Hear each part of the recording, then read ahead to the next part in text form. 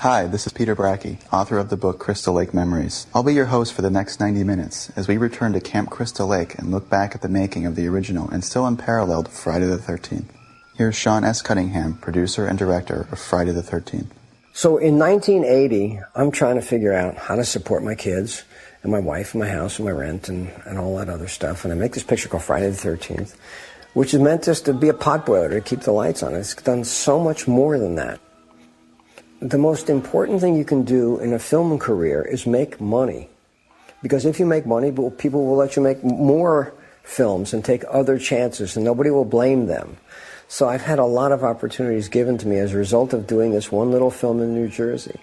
And I can't imagine that I'm talking about making this little film 20 years later, at a point in time when the kids I was trying to feed then have both gone to college and done all that stuff as a result of Friday the 13th and its related activities. And for all I know, oh, God help them, my kids may be producing Friday the 13th movies long after I'm gone. Peter Bracke, author of Crystal Lake Memories. What I find fascinating about Sean Cunningham is, and this is based on interviews he's given, is that he always saw filmmaking as a business proposition more than an artistic one. And that's not to say, it's not to say that he didn't want to make a good movie and a quality movie, but in every interview, his modus operandi was to make a movie that was successful enough to make enough money so he could make another one. So he was always looking for the next sort of hot commercial concept at the time. And he started out, he made a film called Together, which was an adult film with Wes Craven. That was in the late 60s, and that, of course, capitalized on the then huge porn boom with films like Behind the Green Door and Deep Throat. Bill Frieda, editor. In New York City at the time, there weren't that many movies coming around here, certainly. And the only way you kind of broke into that business of getting into something was to make a low-budget movie. I mean, people were making porn movies were very big here in that period of time. And so anything that could get you into dialogue, talking, could put you into a position where maybe you might get noticed. Peter Bracke. Then Last House on the Left came about, which of course capitalized on the late 60s, early 70s wave of more graphic horror films like Night of the Living Dead and Texas Chainsaw Massacre. Then in the near the late 70s, and which many people find kind of surprising, is he did a couple of children's films, which were produced to capitalize on the success of Bad News Bears. But if you look at the way he approached film, it's not at all surprising that he would do such disparate movies, because he was simply making movies based on what was popular at the time. And then when Friday the 13th came about, it was mainly because the two children's films he did, Manny's Orphans and Here Comes the Tigers, didn't do very well. So, of course, as we all know the legend now, he took out a full-page ad and simply had the block letters, Friday the 13th, smashed into a piece of glass, and the tagline, the scariest movie ever made. And at that point, he didn't even have a script. All he had was a title. Of course, as the story goes, the phones rang off the hook, and he approached a couple of backers in Boston by the name of Steve Manajan and Philip Studeri to back the film. And again, it was purely a case of Halloween's big. Let's make a horror movie. They're popular right now, and hopefully this one will be a hit. Sean S. Cunningham. All this interest is in a film called Friday the 13th. We didn't know what it was. So I called my friend Victor Miller, who had worked on these two children's films with me, and I said, have you ever made a scary movie? Do you want to make a horror film? And he said, sure, but I've never done one. Victor Miller, screenwriter. I have to confess, I'm not really a horror film aficionado. I'm an absolute wuss when it comes to horror. I saw Psycho and refused to take a shower for years, and so I'm not a long-term student of horror films. Victor Miller was a very accomplished writer by the time he wrote Friday the 13th. He had a good 10, 15 years. He wrote a number of novels, screenplays, and television. I am often fond of saying that if I could have chosen the movie that I would have written for success, I would like to have written Airplane.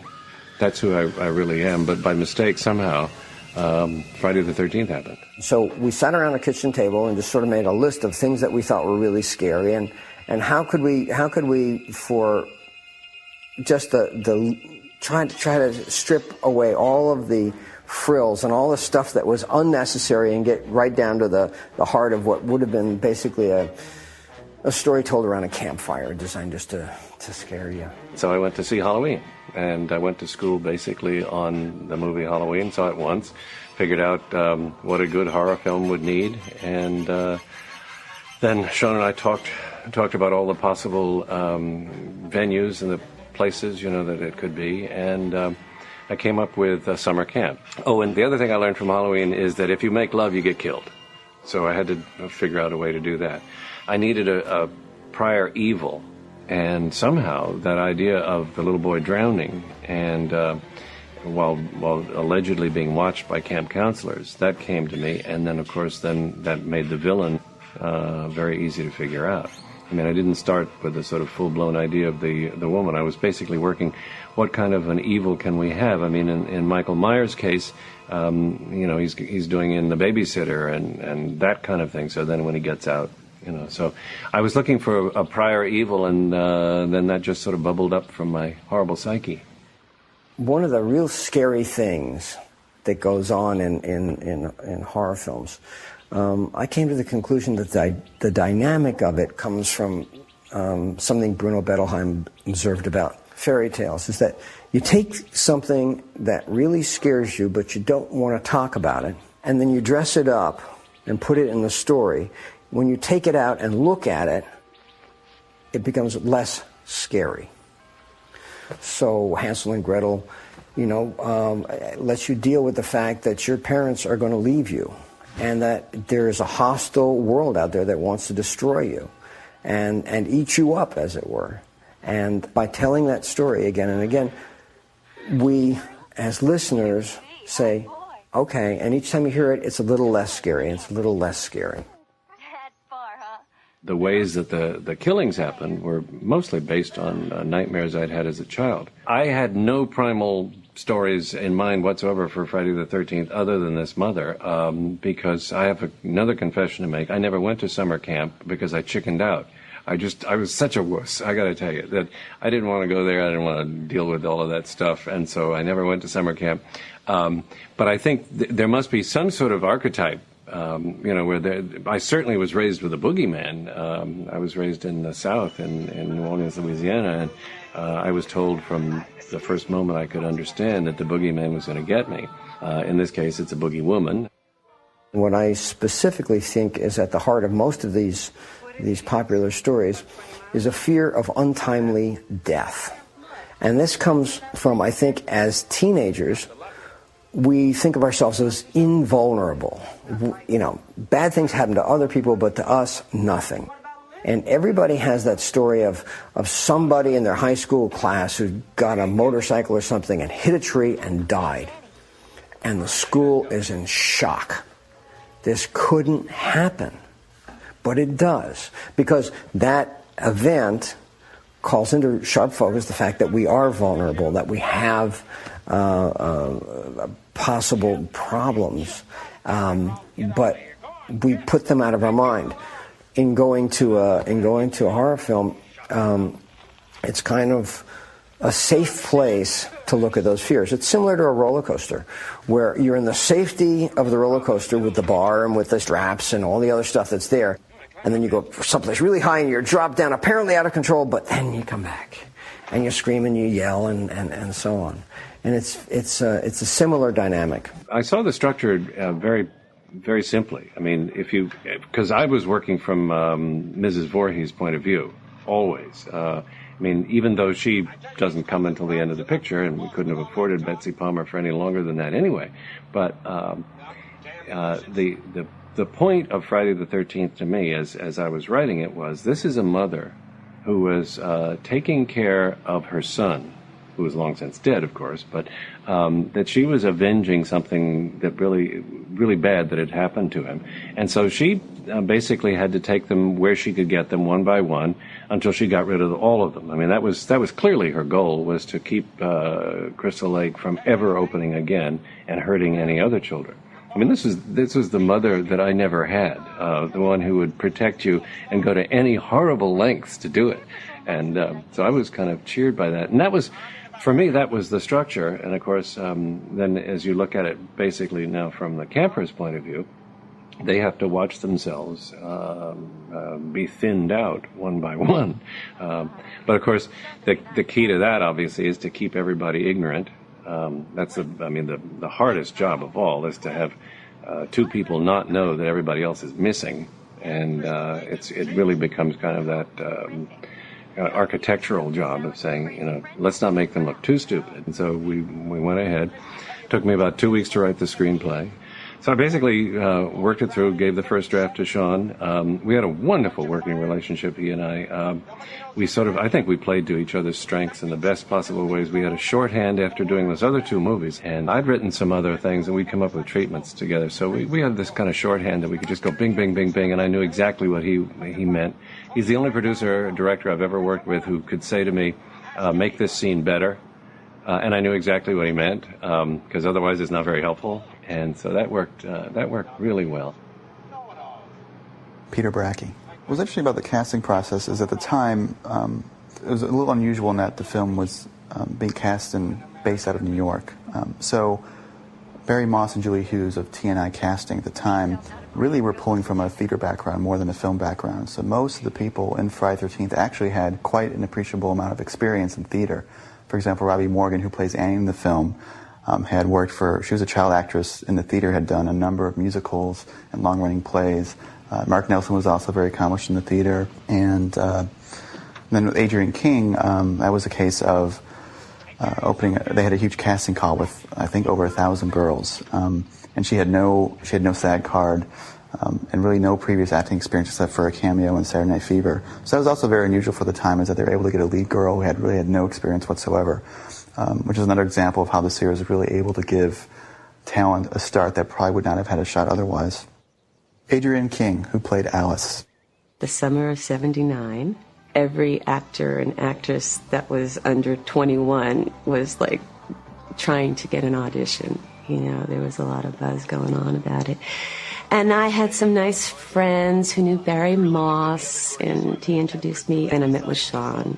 Then I came back for a call back, and then another call back, and they kept on weeding us down. We didn't have a script, It was a little difficult to audition because they had a few little pieces of monologues, just little, like the one that Janine does about the blood shower dream. Remember that one? That was one of the audition monologues. Sean S. Cunningham. The chances that Friday the 13th would launch a career are between slim and none, but you don't realize that at the time.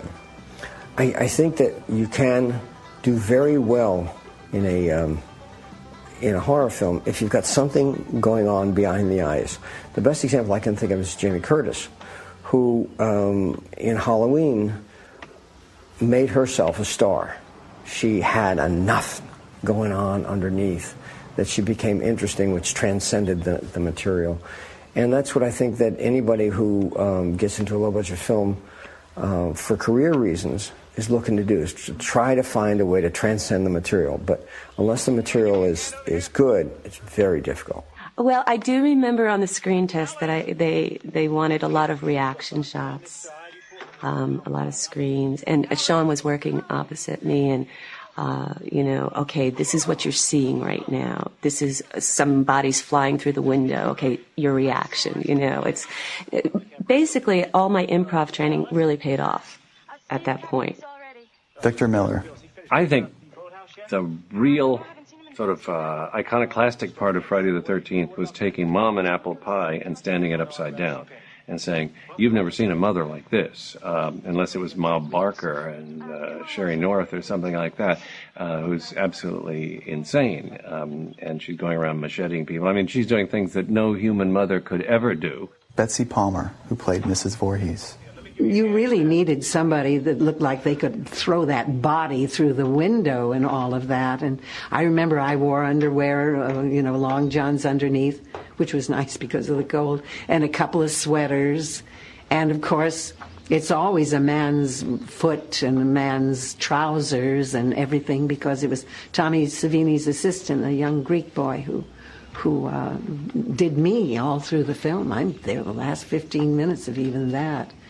I guess, I don't know whether it was that they wanted a name, I suppose. Well, I did have a name, no, because of TV and all of that. The image always was, especially when I would be doing the Today Show with Dave Garroway and Jack Lasculi and all, and I've Got a Secret, and I did Masquerade Party before that with Ogden Nash and Peter Donald, and the image always was of me was that I was this girl next door.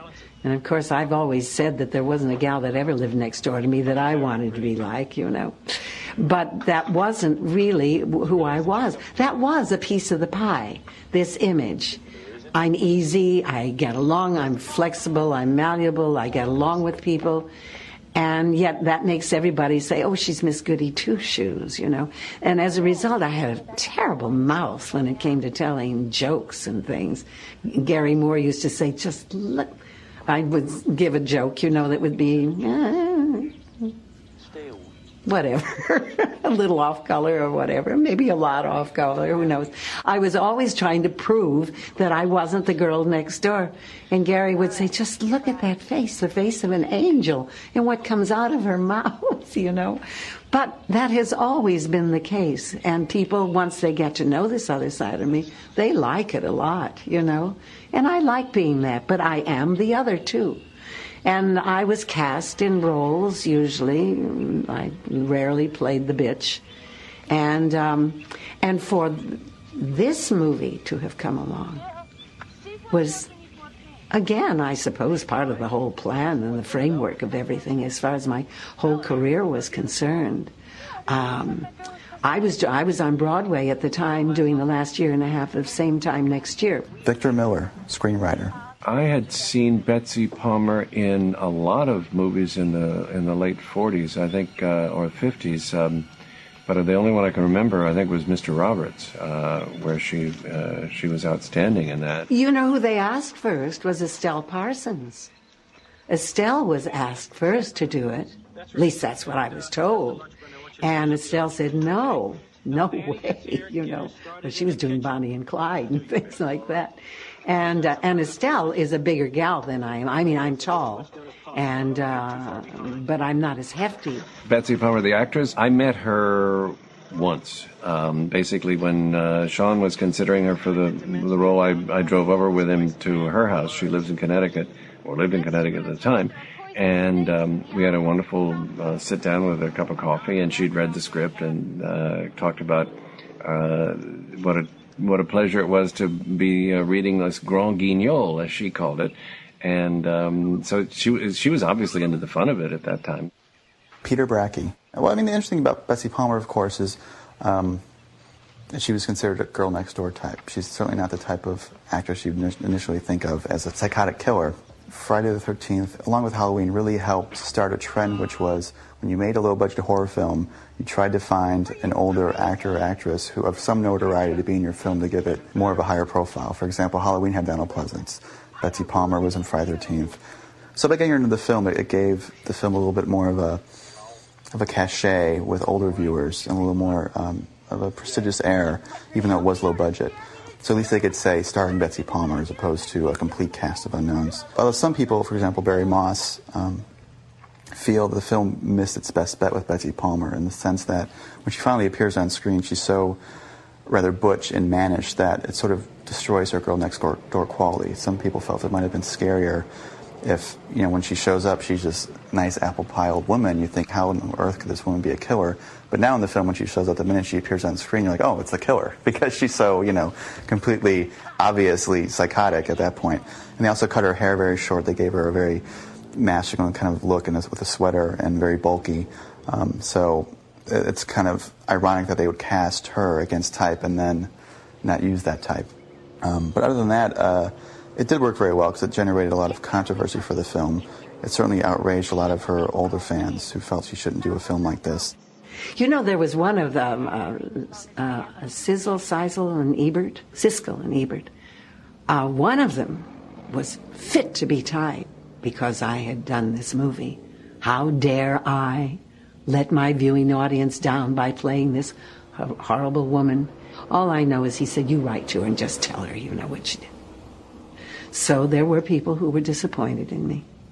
But you can't go through life worrying about that. And actually, what's interesting about that is a lot of other critics actually came out against Gene Siskel because of that. It's one thing to bash a film and criticize it. It's another thing to actually publish, a well-known actress's number and incite people to go and protest her. I am shocked that a critic would put Betsy Palmer's address in a review and say that she should be chastised by the rank and file. That's a horrible thing. I mean, if you don't like a movie, just say you don't like it. But I don't think that kind of.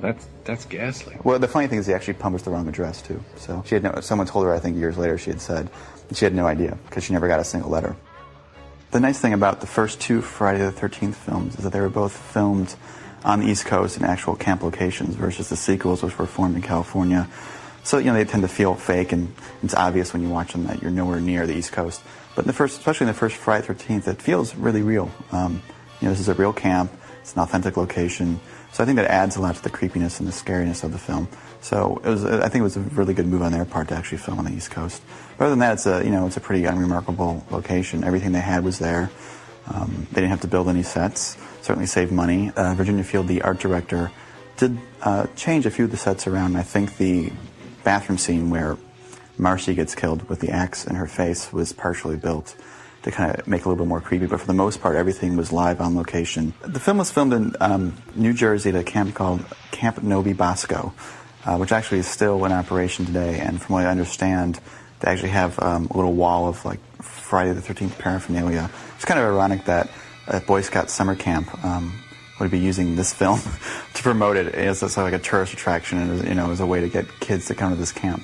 Victor Miller, screenwriter. But otherwise, we were off and running, and we were working against an incredible deadline because this was all supposed to be in the spring, and Sean was up and running on the production of it, and the leaves at the location where he was shooting the movie were turning brown, and so at some points, I guess in the actual shooting, they were putting ropes around branches and pulling them out of the way so that it wouldn't give it away that it was really fall that we're shooting. Betsy Palmer, who played Mrs. Voorhees. I got up in the old car and drove up to Crystal Lake. And I see the sign, and I'm saying, and it's toward the end of the day, and I say, well, that's a good omen, because I used to spend all my summers as a little girl at a Crystal Lake in Warsaw, Indiana. So I said, oh, that's all right. And it's also like September. And it got cold. In fact, some of the nights it snowed. And we couldn't shoot outside because it's supposed to be summer camp. Sean S. Cunningham, producer and director. The entire cast, there was not one person that ever really complained about how cold it was and wet and just dreadful. Adrienne King, who played Alice. I know a lot of the crew stayed at the actual camp. I know that we used the facilities there a lot. We ate at the cafeteria with the tray coming around town. Those were where meals were served. Everybody on set just had this great energy that they knew something special was happening. That's really the bottom line on this one. I can tell you there was just this excitement.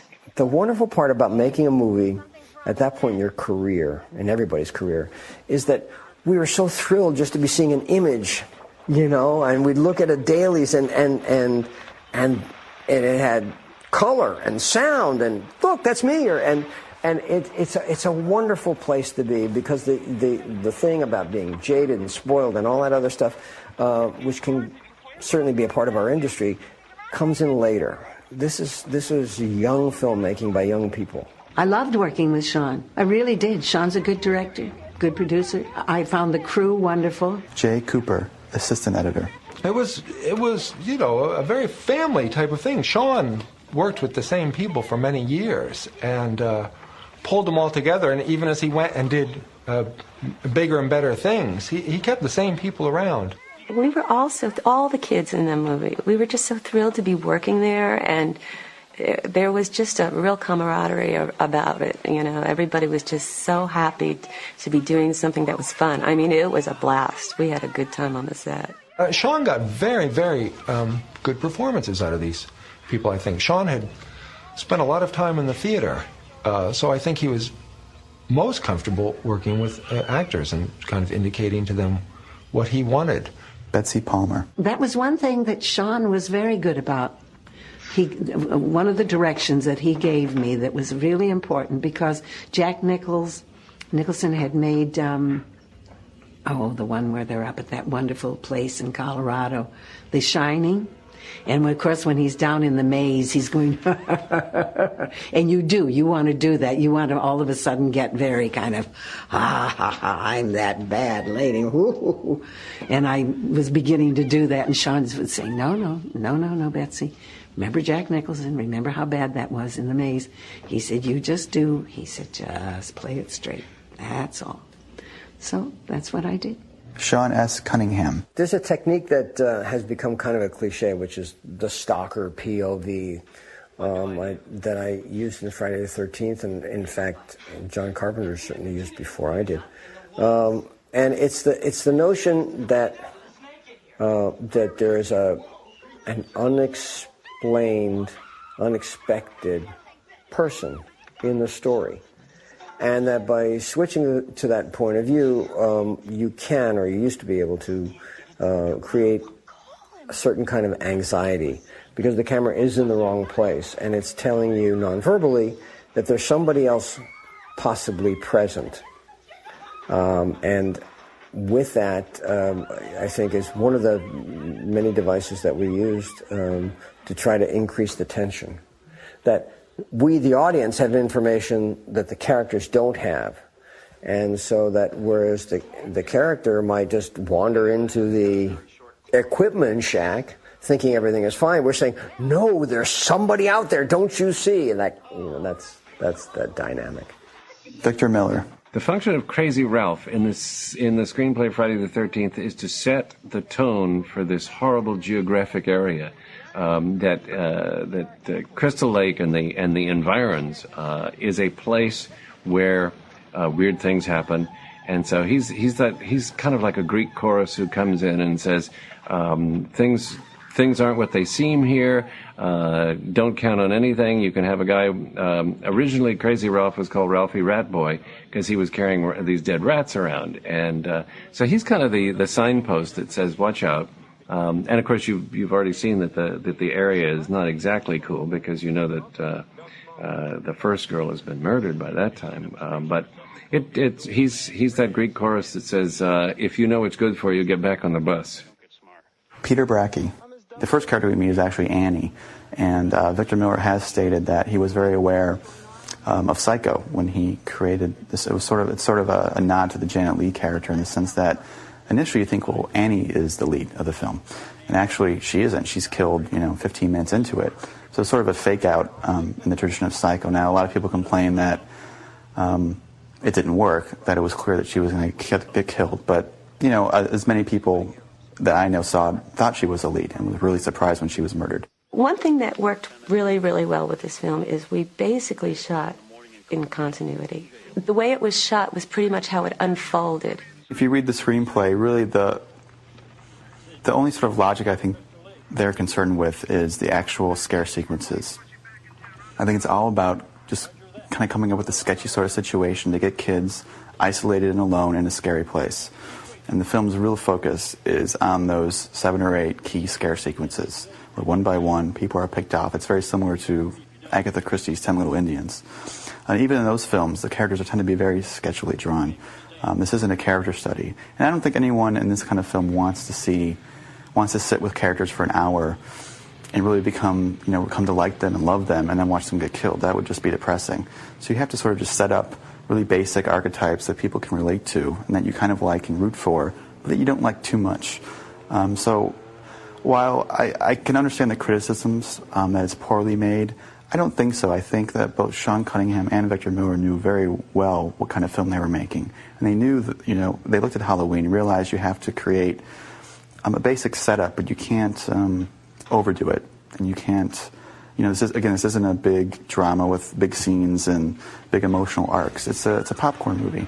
And so it's about the roller coaster ride. It's about setting up situations where you slowly go up the hill, you get to the top, you have that few seconds where you know the bad thing's going to come, and then you drop off and you have that cathartic thrill, which in this case were the gore shots, or the payoffs. But you have to have that payoff.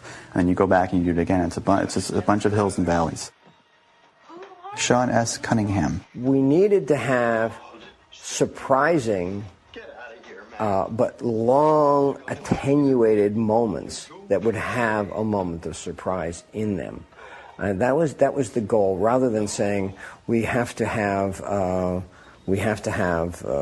extreme gore, we have to go all the way past the line, we have to push the envelope. We were trying to see how long we could maintain suspense. I think suspense was the goal more than gross out. We surely felt we wanted to have a couple of things, and Jason coming out of the lake at the end was meant to be that, but we never.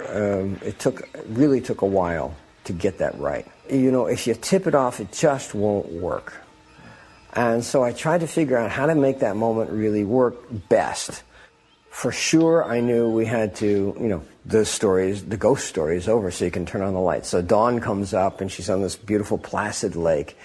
And then I decided that I needed to, make sure that the audience felt safe and that she was safe.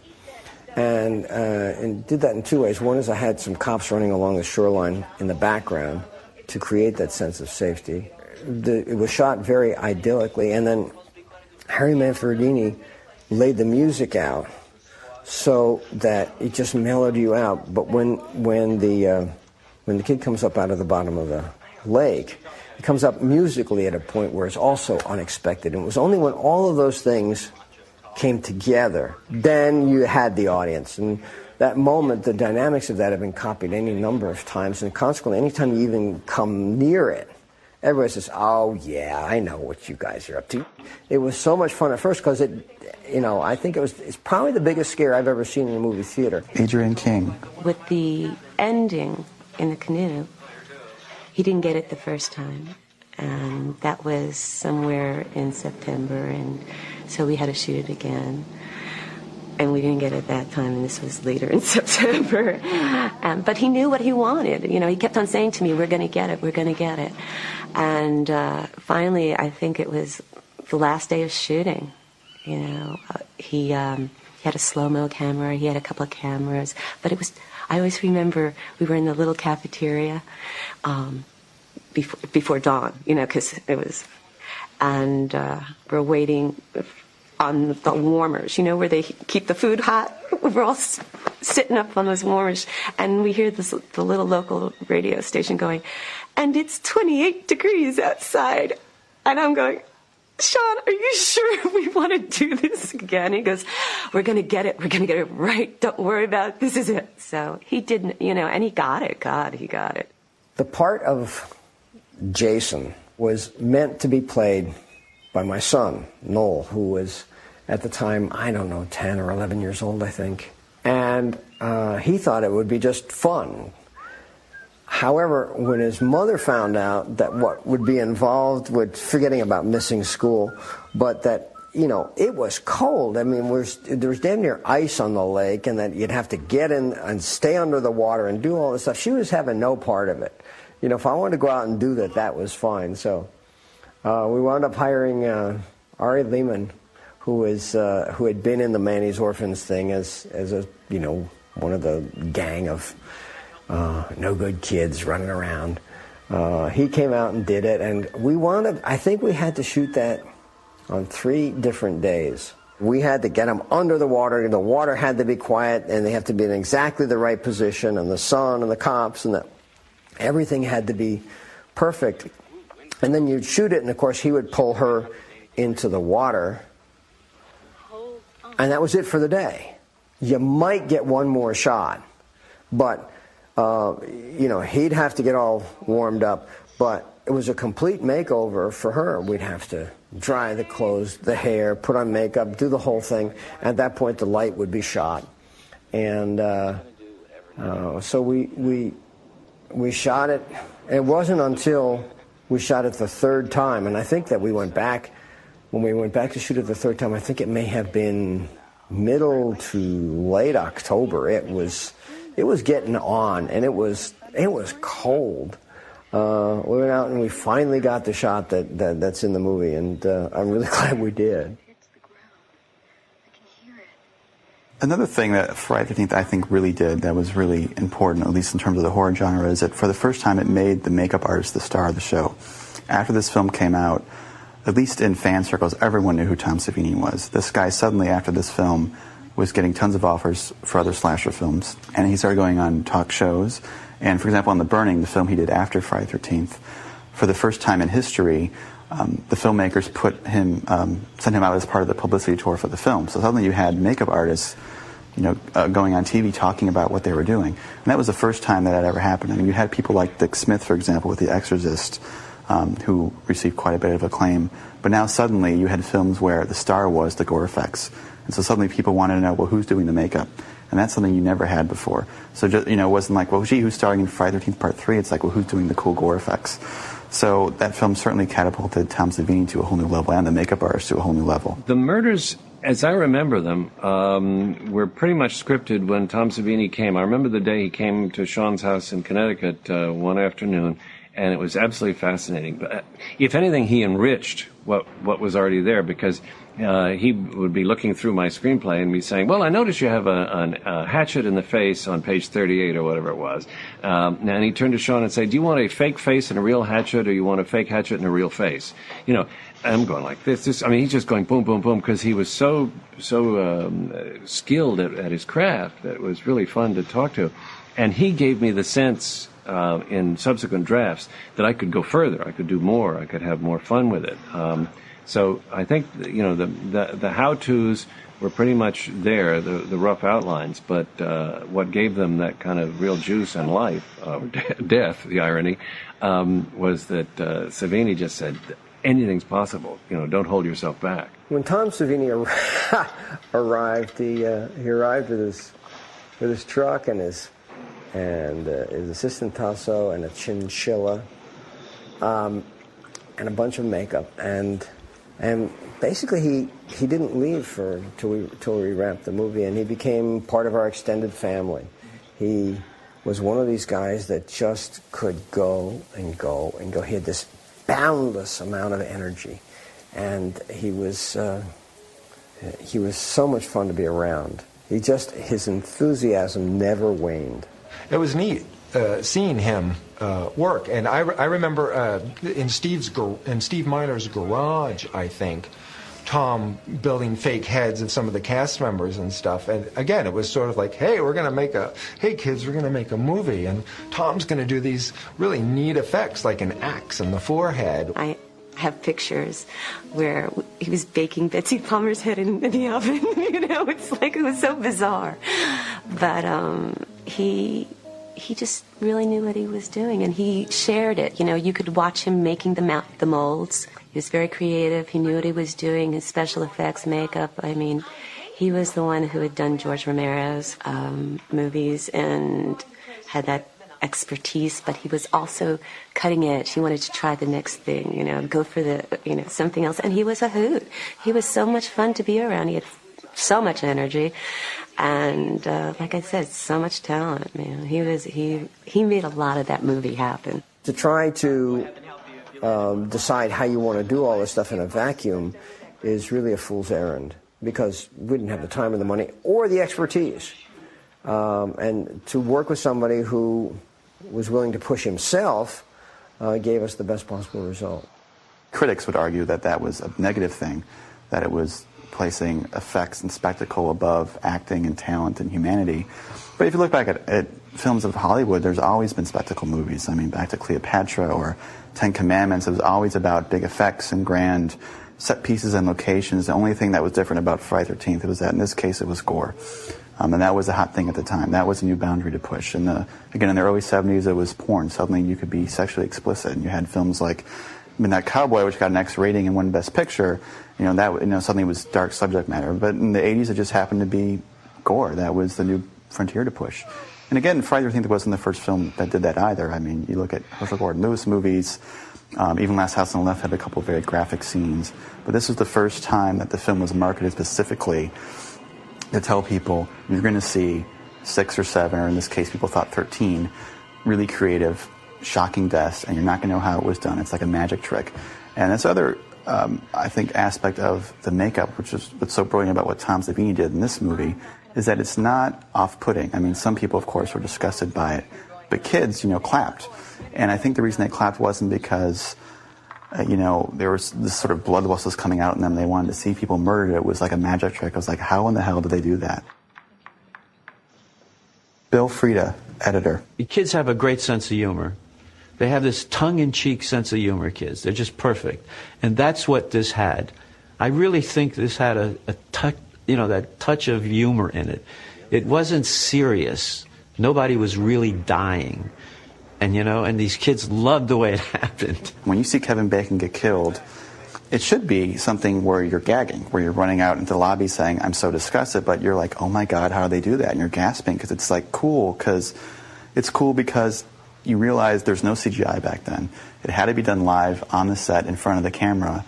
And here you see Kevin Bacon reacting with his face, so it's really him, and you see the arrow coming through his throat, and people are just shocked at how could that be done. So people want to know how it was done. Again, it's like going to Vegas and seeing David Copperfield saw a girl in half. No one complains that that's in bad taste or disgusting, because everyone knows it's a magic trick, and Friday the 13th is exactly the same thing. Again, that's why I think some of the not some of the sequels, but a lot of the slasher imitators actually went too far, especially the ones, a lot of them started to go for the unrated rating. Like you saw that with Texas Chainsaw Massacre 2, for example, which was supposed to be a big selling point of the film. We're going to do it unrated, and then you watch it, and it's just gore for gore's sake. There's no build-up. It's just blood shooting out from tubes, and that by itself isn't interesting either. So I think what Friday the 13th did, that is not given credit for, is it had this great structure where it had kids you kind of liked and you rooted for. It had that roller coaster ride, the build up, the suspense, and the payoff, and then on top of that, it gave you the cool magic trick just for a few seconds. And if you look at the violence in Friday the 13th, and you add it up, there's only about 45 or 46 seconds of gore in the whole entire film. So everyone criticized the movie as being this bloodbath of blood all over the place, but very similar to Halloween and Texas Chainsaw Massacre, although less so. There really isn't that much blood in the film. If it was just about blood and guts, you could simply put together a 20-minute reel of people getting stabbed and people would love it. But people don't like that. And, they do want some character, and they want some fun, they want the popcorn ride. And the gore just was sort of like an exclamation point at the end of the sentence. And that's really all the film did that was new. It took old elements that proved to be popular and added a little twist to it. What I liked mostly about the way that Sean directed and produced the film was that in terms of gross violence, there's very little. But I mean, in terms of making the tension work, I thought it was fabulous. And yes, there's a hatchet in the face and there's an arrow that comes up through Kevin Bacon's neck or chest, though he tends to forget that he was ever there. But I thought what the slasher films forgot that followed us, what the few I've seen, basically thought that the more gore and blood, the scarier it would be. And I don't think that's true. I think what Sean put together was a really good roller coaster ride in terms of a tight movie. I basically, as a kid, I'd always looked under my bed before I went to sleep. And so when it came time to write Friday the 13th, I had Betsy Palmer underneath Kevin Bacon's camp bed and shoving arrows up through his body. So, I kind of took care of a lot of my my early childhood fears by writing this thing.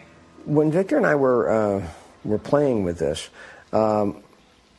we were very aware that what we needed to do was create something that had an element of circus in it.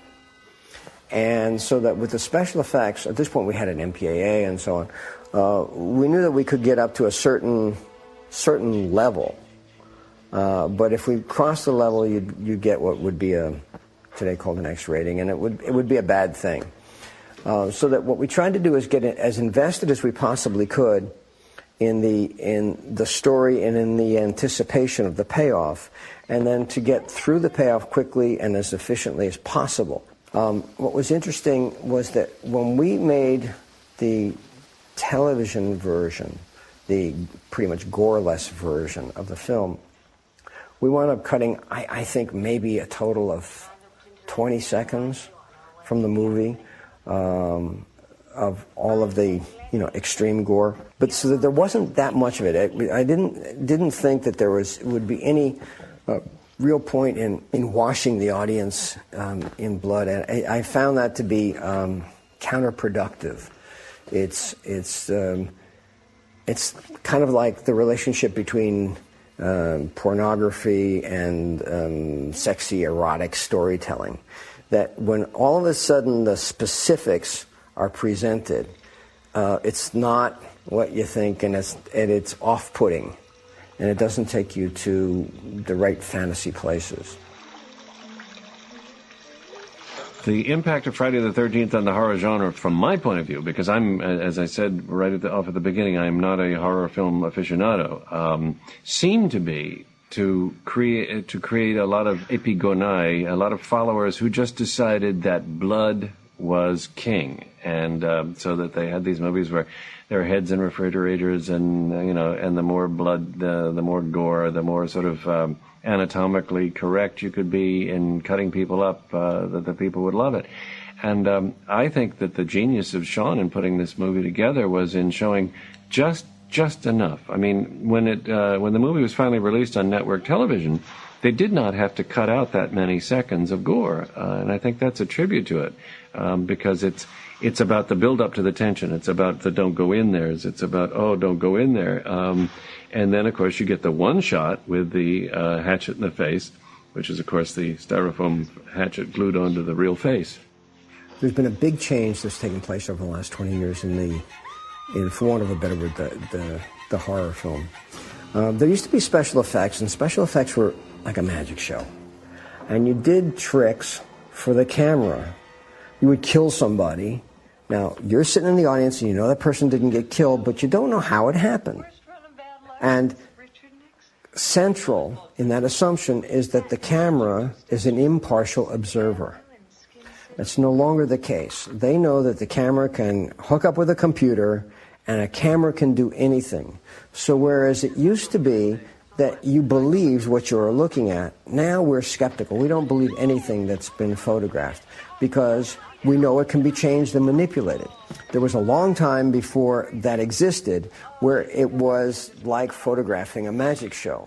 It is no longer. Consequently, at the point in time we did Friday the 13th, we did a gag with an arrow coming through the neck or a head being chopped off or something like that. Well, of course it didn't happen, but people had never seen it happen before. There weren't computers out there doing it for you. And it was like, how did that happen? It's so cool. Then, as these magic tricks got better, as it were, they became more and more medically accurate. But you find out that it doesn't work particularly well because you've lost the delight, the childish delight of, I got fooled, I got tricked by the camera, I don't know how it happened, with sort of a cynical, well, I saw that last week, show me something I haven't seen. And you're not going to trick the audience. Consequently, that delight having been removed, you better replace that delight with something else. That something else is the unexpected character and story twists, which get ignored. But in fact, because they're hard, but that's where the future's got to be in this genre. It's not going to be in bigger and better and more graphic gore and special effects. That's just a tool. But you have to be telling a story in an unexpected and in a way that somehow or other it creates a resonance with something that you know is true. It goes back to that sense of the fairy tale. If you do that, you'll have a story to tell and people will want to see. Otherwise, any film student these days can go out and do just drop-dead special effects, and nobody will care. That's the really sad part. So much work goes into this stuff, and nobody cares, because we've seen it before. Peter Bracke. By far, probably the most criticized aspect of Friday the 13th and the slasher films is that they equated promiscuity with violent death. Victor Miller, screenwriter. My lead female survivor needed to be virginal in some way. So she had to be smarter than everybody else. She could not be driven by the same lusts and animal appetites that everybody else was, that made them stupid. I mean, again, it's that wonderful archetype of there's one person who has a clue, and she's running around saying, I think there's a problem here, and everybody else is saying, shut up, you're just not getting any. And I think that part of her character, keeping her a little bit smarter and a little less lustful, made it part of the wonderful Puritan background that we all share. I was certainly raised that if you make love before you're married, you are going to get punished somehow. And of course, this is just that written hugely, horribly large. If you look at Friday the 13th very closely, it's very clear that the Adrienne King character is not a virgin. She's shown at the beginning of the film as having had a sexual relationship with Steve Christy, a much older man. She's seen openly flirting with the Bill character. The scene of Strip Monopoly, she smokes pot with everyone else. She's certainly not a virgin. She's far from a prude. Yet she emerges victorious. She's smart and she's resourceful. And she fights back just as strongly as Jamie Lee Curtis does in Halloween, which ironically was a film that was highly praised.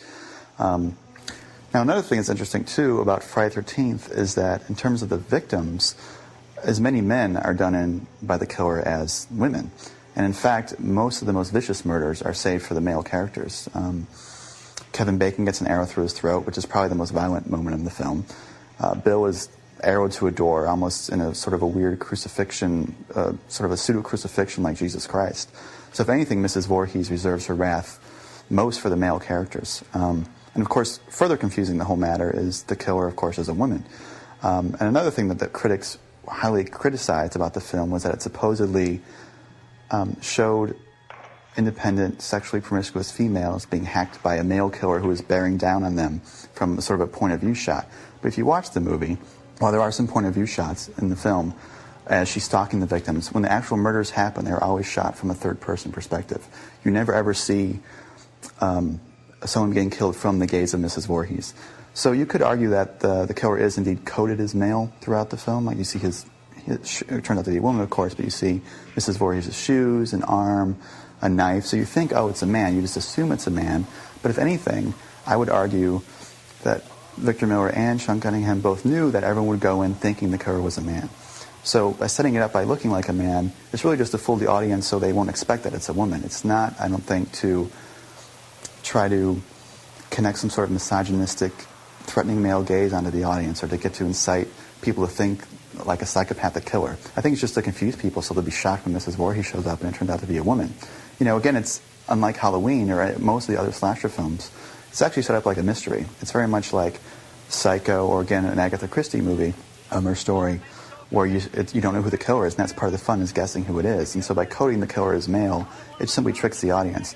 But again, you never ever see any sort of point of view shots bearing down on a cringing woman half-dressed getting stabbed. It's always the third person, again, to highlight the sort of magical aspect of the effects of, gee, how did they do that? It's more like a funhouse than it is some sort of misogynistic anti-female statement. And then the last thing is that what the film actually does is actually link sexual repression with violent murder, unlike Halloween where the Jamie Lee Curtis character is sexually repressed, and that's linked with her ability to sort of see the character. In this case, it's clearly stated at the end of the film that Mrs. Voorhees has gone mad because her son drowned at the hands of inattentive counselors, and she's shown as being a sort of a repressed, very mannish type of person.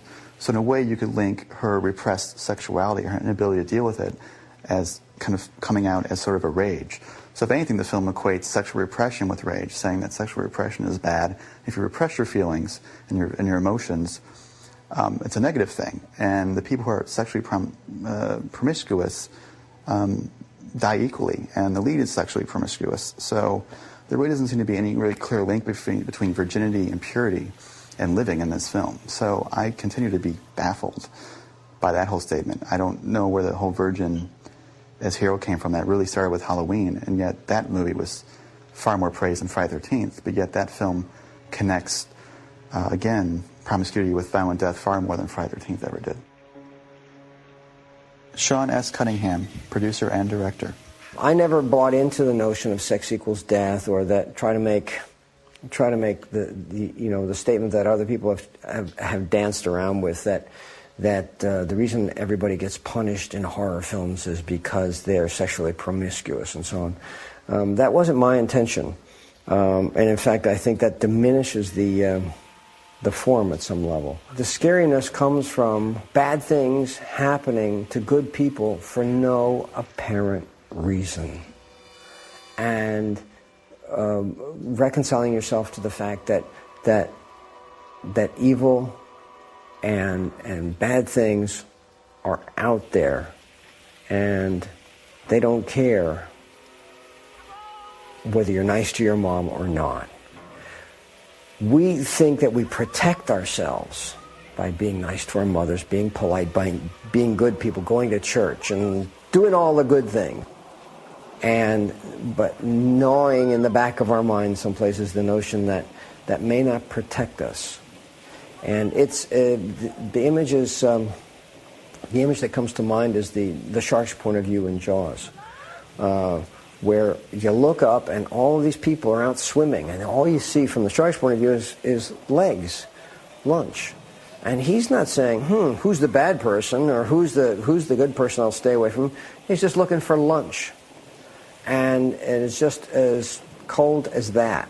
And the fear of that, I think, is at the root as the basic archetype for this genre. Adrienne King, who played Alice. Fangoria invited me to a convention once, and that's the first time I got a sense of how many fans there really were for this movie. And for me, I was shocked. And they would all ask me that question, did you live because you didn't take your clothes off? Or did you live because you were a good girl? And I said, I don't know why I lived, except I just had a mean swing, And that's really, me and my machete. If anything, this movie is about a mother figure gone amok, and Victor Miller has talked about that on many occasions, that Mrs. Voorhees is actually partially based on his own mother. So if anything, it's mother love gone wrong, and here's a woman that would do anything to protect her son. It's anything saying the dangers of that, the dangers of possessiveness and clinginess, and the kids who are most carefree are the victims. It's supposed to be a tragedy. You're not supposed to want to be Mrs. Voorhees. You're supposed to, again, these aren't deep characters, but you're really not supposed to side with the killer and say, isn't it great that she's killing people? You're not supposed to say, gee, kids who smoke pot or have sex deserve to die. That's never really stated anywhere in the film. If anything, Mrs. Voorhees is the old coot who's of a different era. She's of the 50s. She's of the past.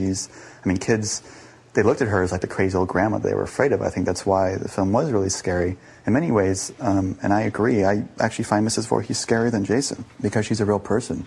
And she's gone mad, and that's a little scarier than a guy in a hockey mask who's kind of a one-note villain. Betsy Palmer, who played Mrs. Voorhees.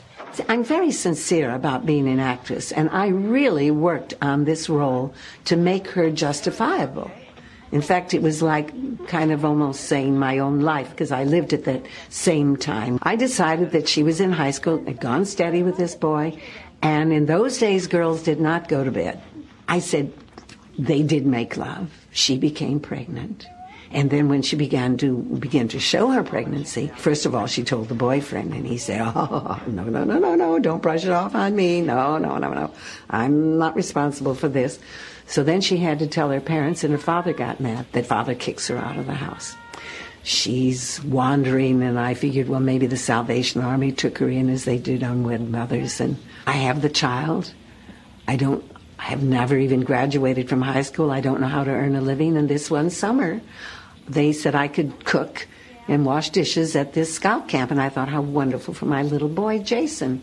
He can come to the camp and he can play with the other children. Victor Miller. I never actually thought of whether there was a Mr. Voorhees in the past. There had to have been, because that's Jason's pop, assuming he had one. I guess if we had to sort of noodle about it, Mr. Voorhees took one extra look at Mrs. Voorhees and said, I'm out of here, and left them.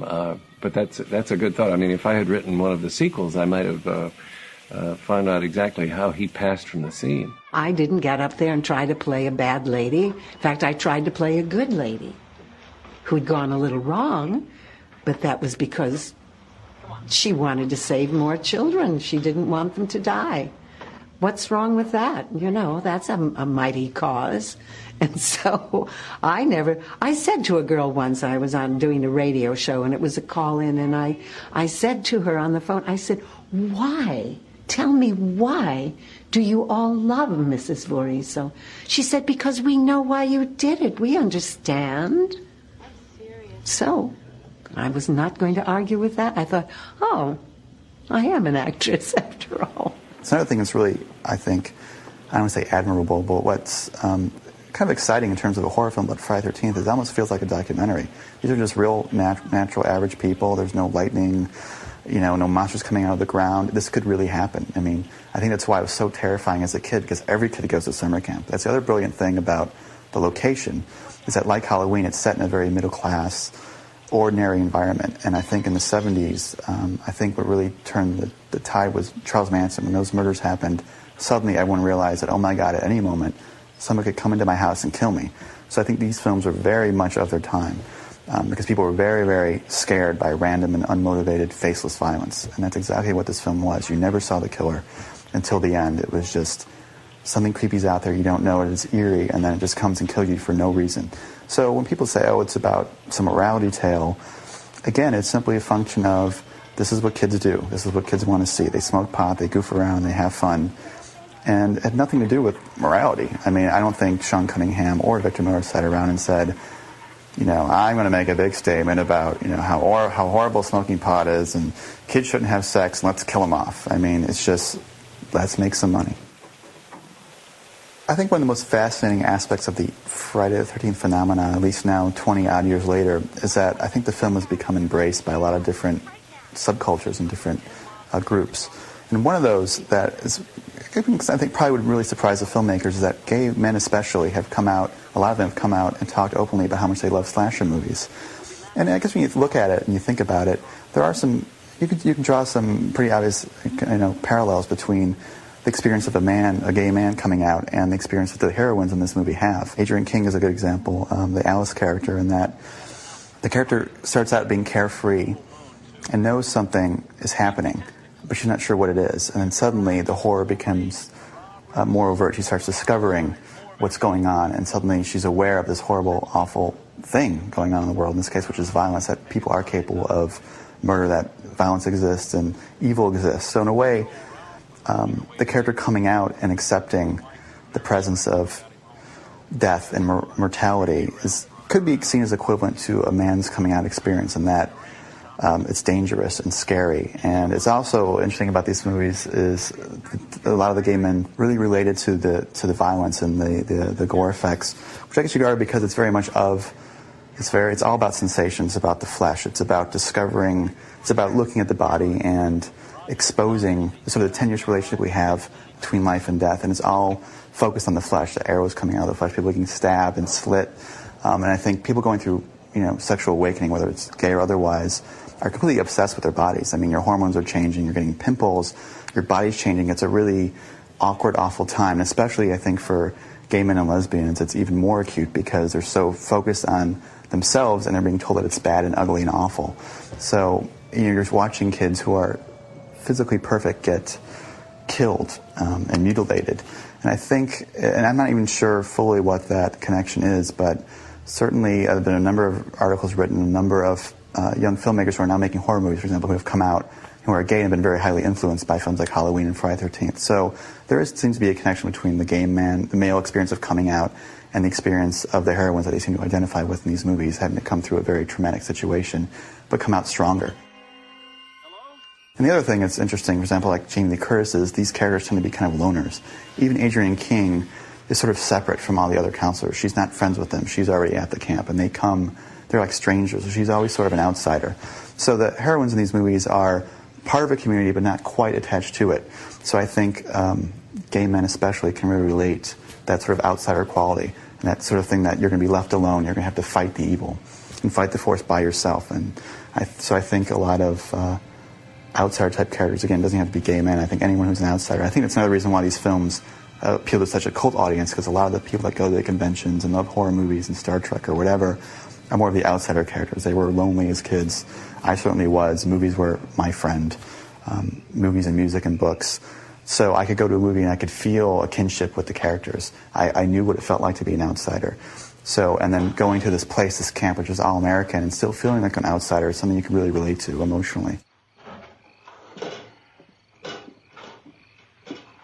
Bill Frieda, editor. The editing process took 10 weeks, and I keep mentioning that because we really kept watch on that, and I must give kudos to Sean for that. He was really perfect with that, and it was a great way to work. You know, it was a low-budget film. Let's not get into, you know, any artistic kind of atmosphere here. Let's just get it done, and that's what it was, you know. Harry Manfredini, the composer of Friday the 13th. Music is always most important in this film, and in most pictures, when it starts and when it ends.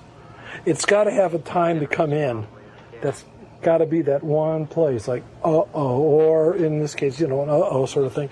But even, let's say it was a comedy or a romantic picture or something like that, there's a certain place where you might be playing the character or you might be playing the audience. When you want the audience to start to buy in, or when you're feeling the emotion is a place where it starts, you've got to ease the music in at that point. It's horrible when the music starts and everybody hears it start.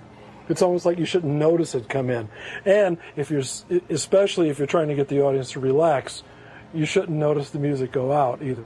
Everyone knows if you're going to do this kind of picture, you have no choice but to start thinking about Hitchcock and in that case Bernard Herrmann. So, I mean, you can't go to any horror film and not find Bernard Herrmann somewhere in the score, and that includes myself and Jerry Goldsmith, or any of the the really great Hollywood composers, including the new guys too.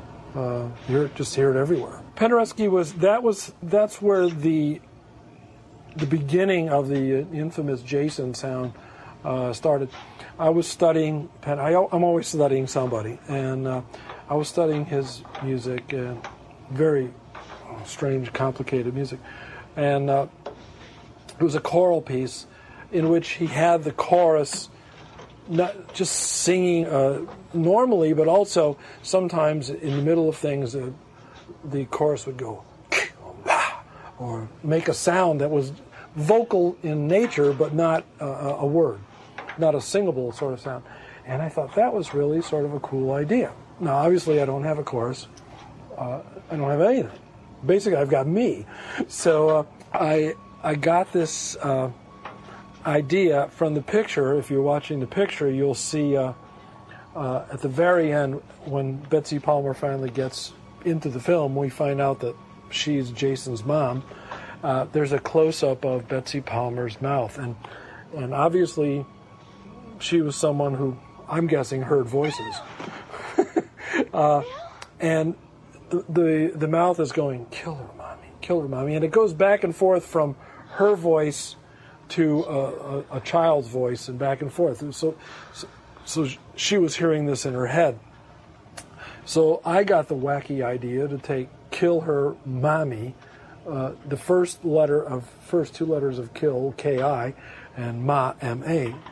And then there was a gizmo we had called an echoplex, which we were using a lot in the film. For example, when I would hit the piano or pluck the strings, it would, obviously it would just go bling, but we would make it go bling, bling, bling. It would just be an echoplex. Now we have digital echoplex and all sorts of things. But at the time, that's what we had. So anyway, I went to the microphone, and I don't know why, but I just went, and it went, then I went, and it went, and whoa, I went, that's pretty spooky. So I decided, what I did was, it was just sort of like there was so much POV in this film of, my joke is it's the POV of the cameraman. It was supposedly Jason's POV. Like when Jason was there, we never saw him. Or in this case, it turns out to be Betsy Palmer. But when the killer was watching, I wanted to create a presence so that it wasn't just, it was above and beyond the cameraman. It was, uh-oh, this person's in trouble. So I came up with this, and the next thing you know, but that's actually me, and it's always been me. I actually have samples of it now, so I just have to push a key. I don't even have to work very hard. I just go. Sean S. Cunningham, producer and director. We had a very strong piece of work that we took to the MPAA, and they asked us to make a couple of cuts, or they didn't call out the cuts, and we had to make a few cuts, but basically they let the film go through pretty much in the form that we expected or hoped for. Subsequently, it became held up as an example of, well, you let Friday the 13th go by, and now you're telling us we can't do that? They did this. As a result, later on when I went back to the MPAA for other movies, I always felt that I had a very difficult time. I don't know that I really had a more difficult time than somebody else might have, but I always felt that they might have thrown me a softball once and then lived to regret it. The truth is that the MPAA is as far as censorship goes, is a political committee. And it's meant to change. It's meant to go with public opinion and the like. Because what it does is it creates a world in which we can make any film we want. They don't tell you you can't make that movie. They say if you make that movie, you'll get an X rating. People may not come, but nobody tells us what we can and can't make, and that's really the MPAA. Jay Cooper, assistant editor. Sean had set up Paramount to start looking at some stuff through his connections there. So we were finishing a scratch mix and boxing up 10 reels of edited work picture with the 10 reels of scratch mix. I took the box from the mix place to Paramount, and it turns out we did not include the last reel. And the Paramount executives watched the whole film and then didn't see the ending. I thought I'd never work in this town again. I better just move to Europe. I mean, I'm not sure I left the reel out, but somebody in the excitement left the reel out. We rescheduled a screening. I was to drive the film into Paramount. Next morning, one of the biggest snowstorms to hit the East Coast in 10 years. I got to Paramount about 3 hours after the screening was to have happened. And apparently they had, again, a room full of executives ready to watch this film for the second time, and no film showed up. Finally, they got to see the film, and as they say, the rest is history.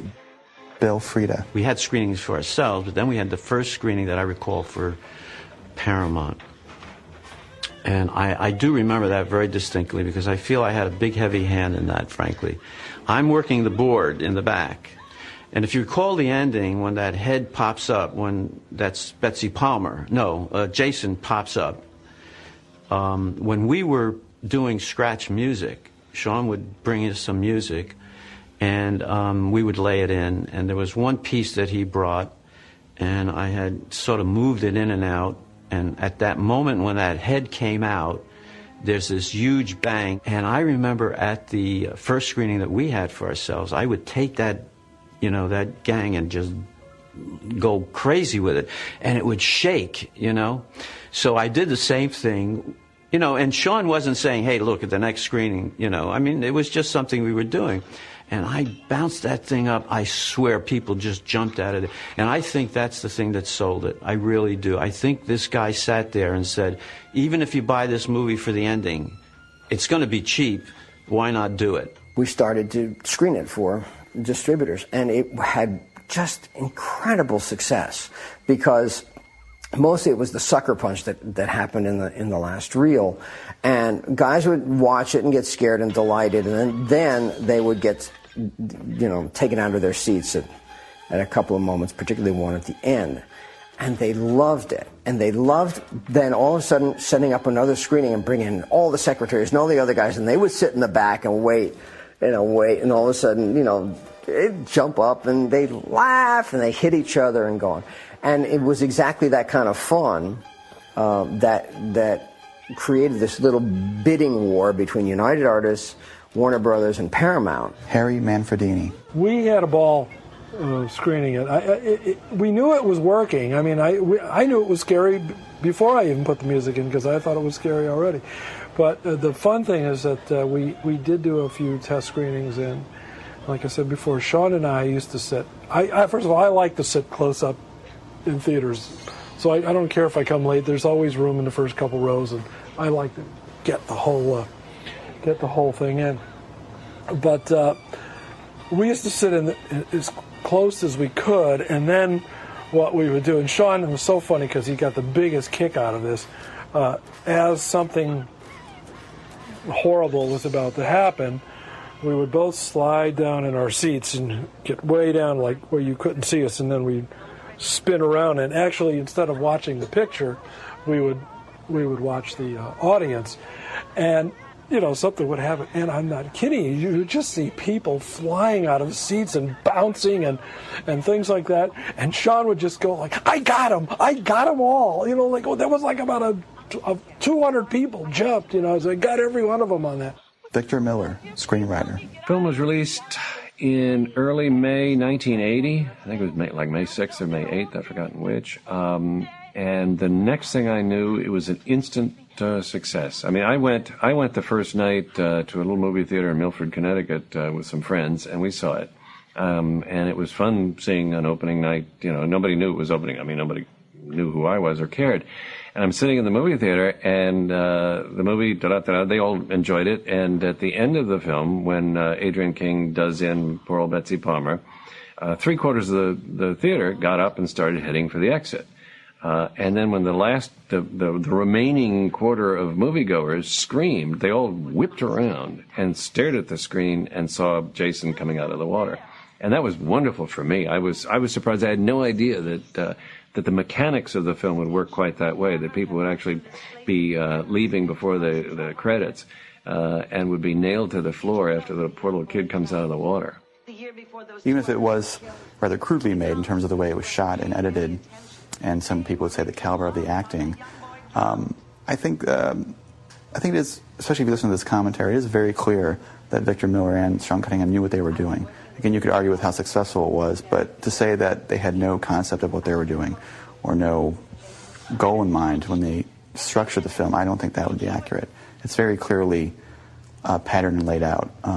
It's actually a very strong structure. You have a half hour of opening where you introduce the characters and everything seems happy and hunky-dory. Then you have a middle half hour where one by one the counselors are killed off, and then you have the last half hour where you're introduced to the killer and you have the long chase scene. So in that sense, it really gives the audience pleasure in that it's very well paced. There's always something happening. There's always something to look forward to. There's always a sort of an overwhelming sense of dread that something bad is going to happen. So in that sense, I think the film is very well structured. And I think that's why it's inspired 9 sequels and countless other imitations. I mean, if it didn't have the structure, no one would have liked it. It would have disappeared. But you can't rip off a movie a zillion times if it doesn't work in some sense in the first place. So obviously something about it worked. And people weren't going for a star. They were going to see, the thrills and chills, and that's what the film delivered like clockwork. Jay Cooper, assistant editor. Friday the 13th kind of became its own little industry, didn't it? I think Friday the 13th was an attempt to just make a horror movie that would hopefully make a few dollars, and yet it turned into a cultural phenomenon. Sean S. Cunningham, producer and director. I'd like to go on record to say that when we made Friday the 13th, we had no clue that we would ever have a sequel. The sequels weren't made. You made a sequel to Jaws, maybe, but you didn't make sequels to horror films. So that was never part of our plan. Having Jason come up out of the lake was a device. It wasn't a story device. It was a magic device. It was for the audience. It was justifiable, but it wasn't meant to be the beginning of a story. We started talking about doing a sequel within days, really, of the initial success. And that came directly from Paramount, who said that they wanted to book more. People are coming to this, book more. And you killed 8 people, maybe next year you should kill 12 people. Like that. And I thought that what we would do is we would use Friday the 13th as a sort of a tentpole name for scary movies. My friends in Boston felt it was really important to bring back this Jason character. Well, I thought that was just the worst idea I ever heard. He wasn't your villain. He was just a figment of somebody's imagination, blah, blah, blah. Well,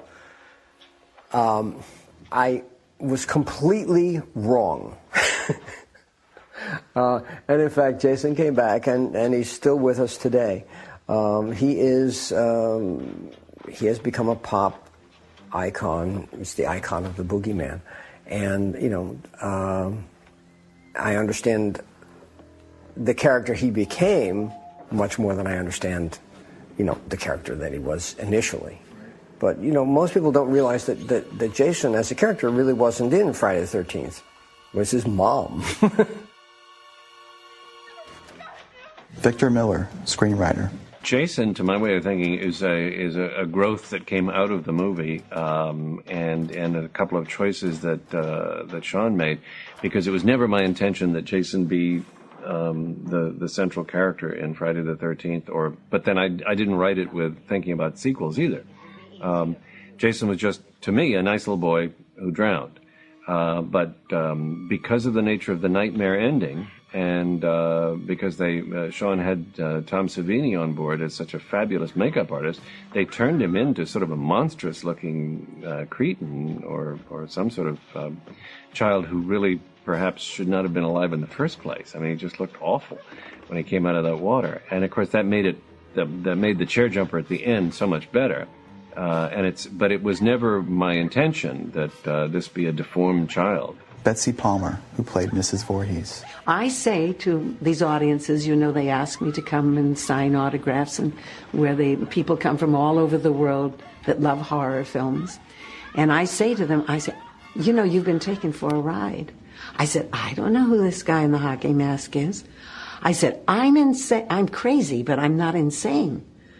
I said, I would never have done what I did to Camp Blood or whatever they call it now. I said, I would never, if my little boy hadn't drowned, I said, he's at the bottom of the lake. So, hockey schmocky mask, I don't know. That idea in itself had a life of its own and kept on going in all of the subsequent movies. I certainly, it was never my idea to put a hockey mask on anybody because I had nothing to do with parts 2 through whatever. Because as I say, my favorite character is Mrs. Voorhees. She was the crowning villain. She's the wonderful achievement of my life. And so to the idea that Jason would come back to life, because, clearly he was already dead at the beginning of the movie. His death was the cause of all of this. And so that he would be spun out. Obviously he was very successful for all the sequels, but it was never my intention that he be that kind of a kid. So, again, I can understand the criticism leveled at the film, but in hindsight, it's even more ironic to me, too, because the mainstream critics at the time, like Roger Ebert and Gene Siskel, Rex Reed, Leonard Maltin, every single one unanimously came out and vilified this film. Yet these are the same people that grew up on those schlocky B-movies of the 50s and 60s, which they always praised. So it's very strange that they would not see this, and they at least couldn't relate to why kids might like this. Because really all this did was took it to the next step. Instead of kids necking in the parked cars with the Wolfman coming behind them, now they could show kids having sex, smoking pot, and getting killed a little bit more graphically. But the film is the same thing. It's no different than, Lobster Man from Mars.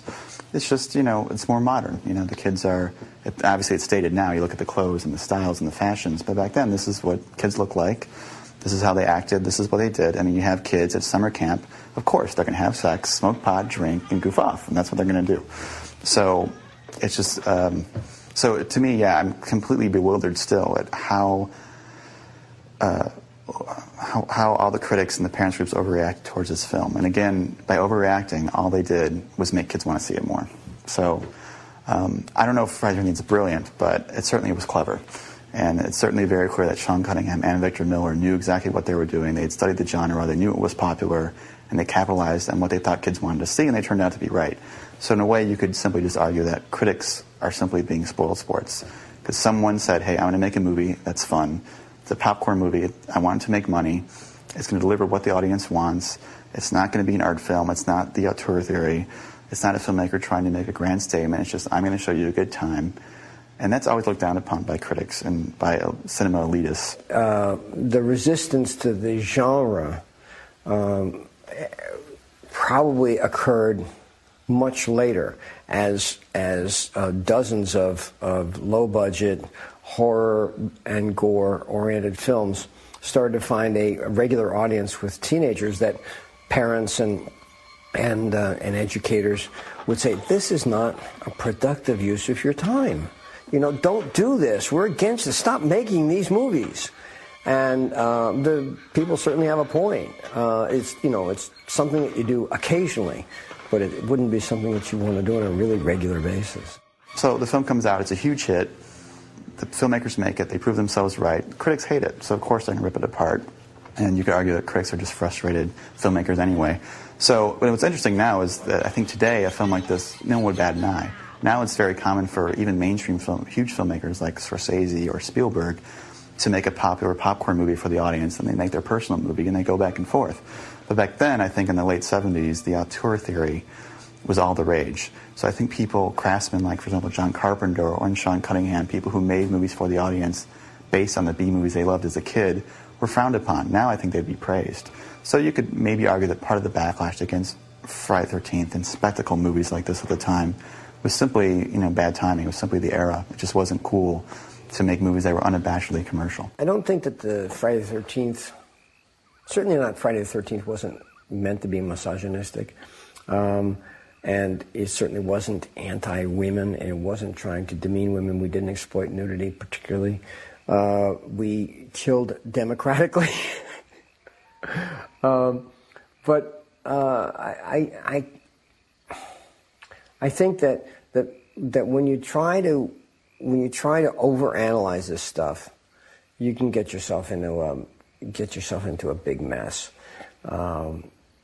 Is there exploitation of women for material gain in movies? Sure. That doesn't make it a good thing or a bad thing. It just exists.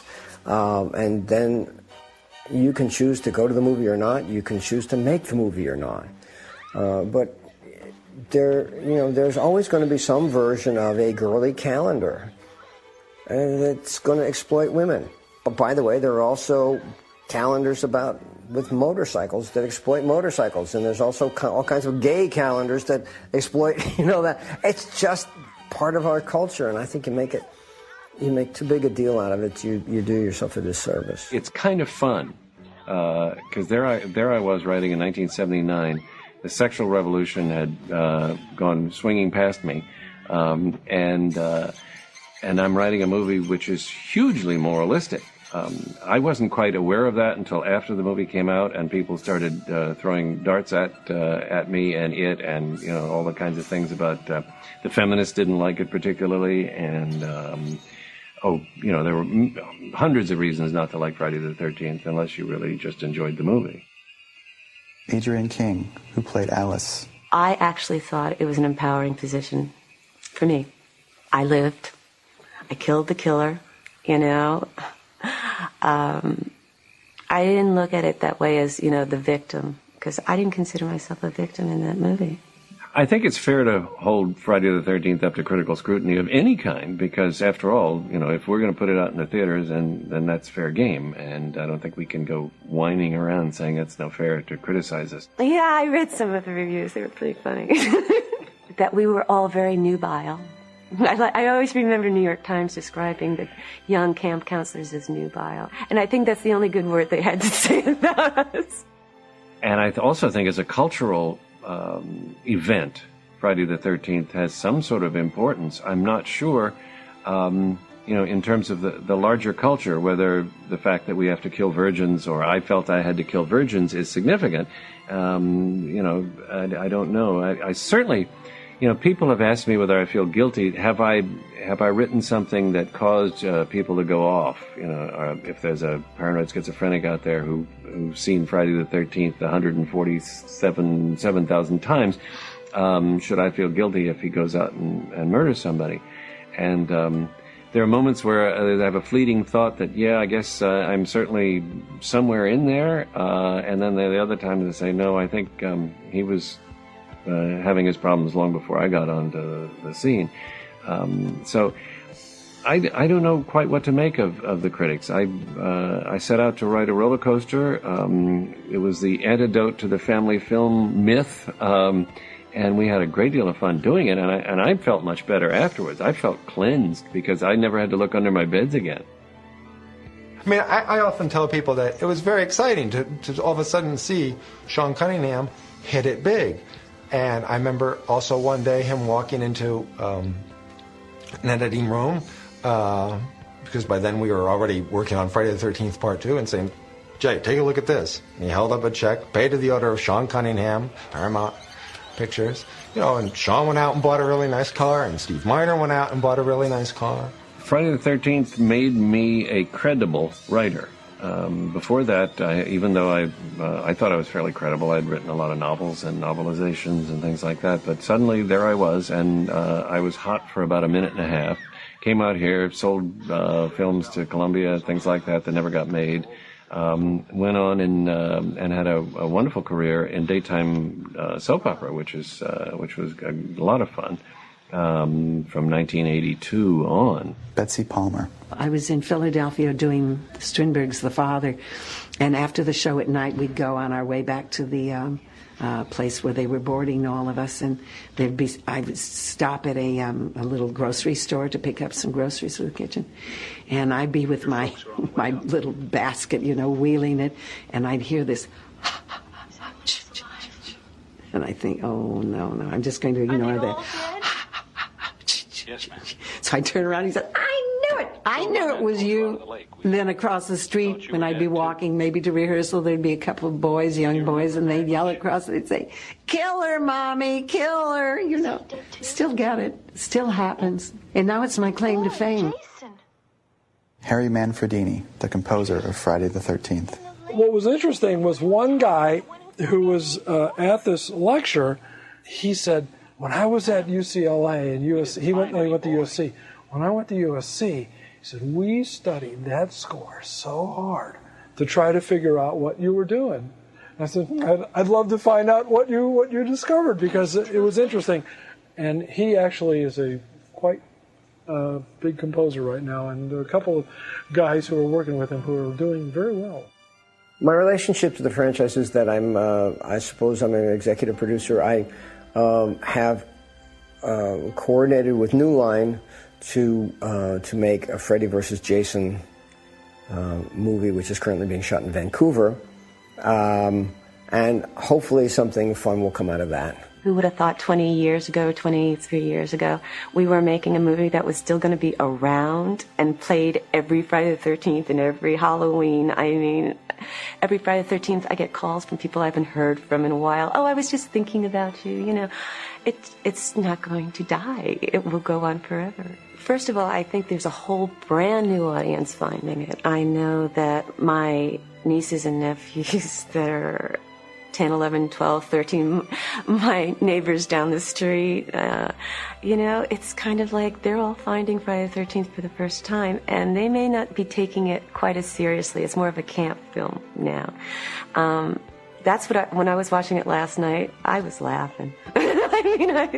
It was fun to watch, because what was so scary back then now is just fluff, and I think that's part of it. There's just some little magic dust over Friday the 13th, I don't know.